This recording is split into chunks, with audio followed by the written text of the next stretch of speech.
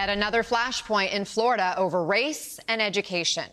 The State Board of Education just approved new rules for how to teach Black history in public schools.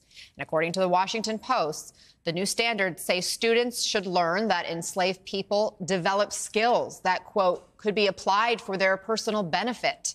And that during lessons about mob violence against Black residents, teachers should include acts of violence perpetrated against and by African Americans. So let's bring in Michael Eric Dyson, professor of African American Studies at Vanderbilt University. He's also the co-author of Unequal, a story of America. Michael, first, your reaction to these changes. Well, Anna, thanks for having me. It's quite ludicrous. It's devastatingly deceitful. It's mendacious, and it doesn't recognize the central place of pedagogy and teaching and curriculum in trying to get at lessons for young people. Why is the state trying to impose its hand on the teaching of history of African American people for the state's students? This is something that should be generated with educators, experts at disseminating information. This would be akin to saying that Native American people, when we teach their history, we should not only talk about the smallpox blankets that were distributed by the Pilgrims, but the attempt of Native Americans to defend themselves that was equally violent. This would be like teaching the Holocaust, saying that there were some good things that Jewish brothers and sisters picked up in those death camps that, should they survive, would be helpful for them to make their way in life. This is ludicrous. This was an institution of enslavement.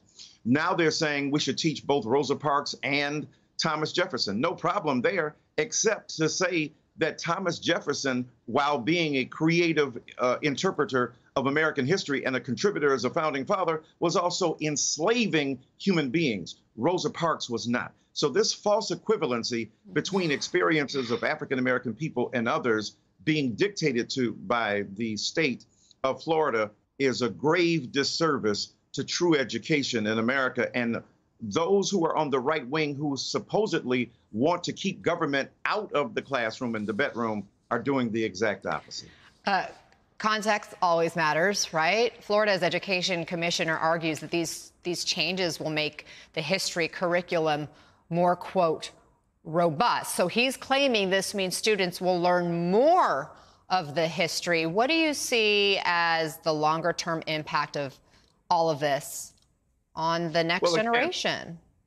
Right, it's ridiculous. How is it more robust?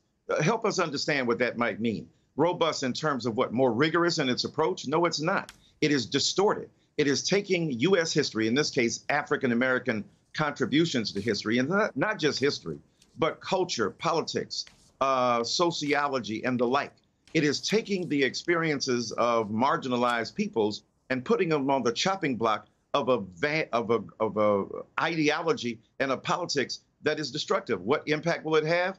It will deny young students access to rigorous history, to robust history, to an accounting of America for what it has done in the past that has been glorious and has been grievous. The point of history is for us to learn from that past in order to apply lessons to the present. What Florida wants to do is to distort what happened back then so they can manipulate what's going on now. The two are intimately webbed, and I think tragically so in the case of Florida.